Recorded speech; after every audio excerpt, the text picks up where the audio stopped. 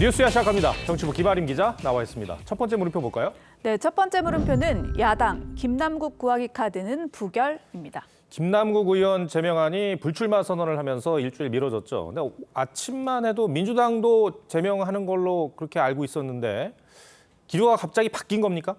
네, 저희가 회의 직전에 민주당에 취재할 때만 해도 윤리자문위가 권고한 제명을 뒤집을 상황은 아니라면서 사실상 제명으로 굳어진 분위기였는데요. 그런데 회의 시작 45분 전에 갑자기 김 의원의 불출마 선언이 나오자 민주당은 불출마 선언이 어느 정도 무게가 있는지 고민할 시간이 필요하다면서 회의 연기를 밀어붙였습니다. 그 이후로 민주당 지도부에서도 불출마 선언은 정치인에게는 사형 선고와 마찬가지라면서 제명은 과하다는 의견이 나오기 시작했습니다.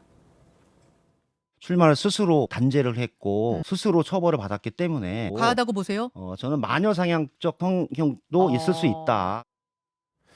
제명이 과하다면 징계 수위를 낮추려고 하는 겁니까? 네, 그렇습니다. 김 의원 징계 표결을 미루면서 징계 수위를 낮추는 것이 어떠냐는 의견이 야당 윤리특위 위원 사이에서 나오고 있다고 합니다. 그런데 현역 의원 징계는 경고, 사과, 30일 이내 출석 정지, 제명 이렇게 네 가지라서 제명보다 한 단계 아래인 30일 이내 출석 정지로 낮추는 방안을 놓고 고민 중인 것으로 파악됐습니다. 예. 그런데 민주당이 이 제명안을 바로 출석 정지 30일로 이렇게 바꿀 수가 있는 겁니까? 지금 소위에 올라온 건 제명안이라서 이걸 바로 30일 출석 정지로 바꿀 수는 없고요. 이 기존 제명안을 표결한 후에야 징계안을 재상정해서 할 수 있습니다. 네, 그런데 윤리특위 소위는 여야 3대3, 총 6명으로 구성돼서 모든 안건이 여야 동수 3대3이 나오면 부결이거든요. 그래서 민주당 위원 3명이 다 반대표를 던져서 제명안을 부결시키는 방안을 고민 중이라고 합니다. 그런데 실제로 제명안을 부결시키면 민주당 입장에서는 여론 악화를 걱정해야 되지 않을까요? 맞습니다. 민주당 내에서도 이제 총선을 8개월 정도 앞둔 상황이라서 이런 온정주의로 또다시 내로남불 프레임에 갇히는 걸 경계하는 목소리가 나오는데요. 자료 제출도 제대로 안 하고 3개월이나 끌다가 이제 와서 불출마 선언을 한 건 진정성이 없다. 그리고 징계와 출마는 별개로 봐야 한다. 이런 지적들이 나오고 있습니다. 탈당할 때 그때 불출마 선언을 함께 했더라면 훨씬 더 진정성이 있고 또 받아들여질 가능성이 높지 않았을까. 자료 제출을 제대로 안 한다는 얘기만 계속 나오고 그때 미봉책으로 계속 대응을 해왔습니다.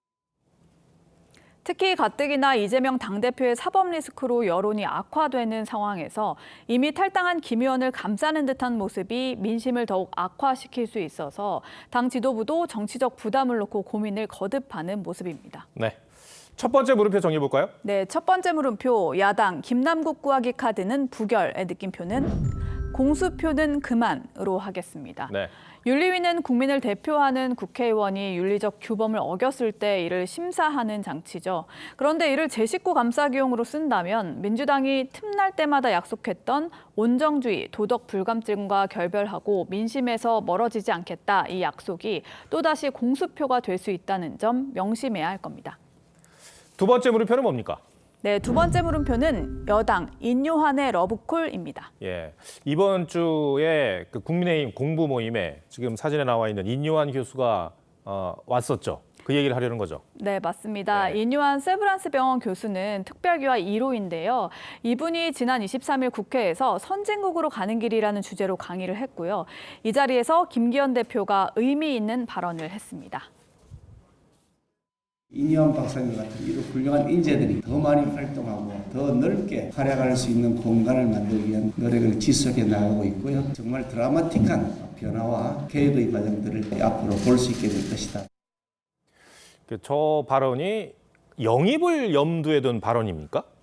국민의힘 내부 분위기를 보면 좀 그렇습니다. 네. 인 교수를 내년 총선에 영입하는 방안을 검토하는 것으로 알려졌는데요. 당 핵심 관계자는 스토리가 있는 인물이라면서 긍정적으로 평가를 했고요. 또 다른 관계자도 인요한 교수 영입이 상당히 진전된 거로 안다고 전했습니다. 예, 스토리가 있다. 그 스토리가 어떤 내용입니까?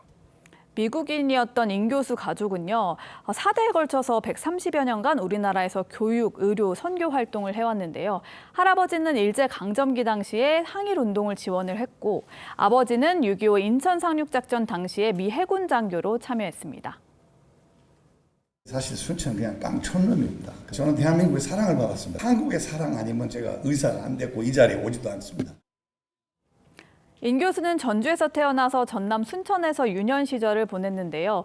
5.18 민주화운동 당시에는 통역을 하다가 경찰에 쫓기기도 했고요. 최초의 한국형 앰뷸런스를 개발한 공로로 2012년 특별 귀화했습니다. 광주항쟁 5월 25일 날 시민군 대표 통역을 3시간 했습니다. 광주에서 경찰도 많이 따라다니고 우리 사무총장 경찰 출신이라 처음에 좀 미워했는데 그런데 정작 본인은 총선 출마 생각이 있는 겁니까? 총선 출마 생각이 있느냐는 질문에 본인은 부인을 했는데요. 예. 그럼에도 국민의힘에서는 신촌 세브란스 병원이 있는 서울 서대문 갑에 공천할 거라는 얘기가 나오고요. 공을 들이고 있는 걸로 보입니다. 예. 그 외에 또 여당에서 총선 인재 영입으로 그런 인물로 거론되는 사람이 있습니까? 네, 장미란 문체부 차관입니다. 차관되기 전부터 당에서 눈독을 들인 걸로 알려졌는데요. 그만큼 체육인으로서 실력과 성품을 두루 갖췄다는 평가입니다. 네. 두 번째 물음표도 정해볼까요?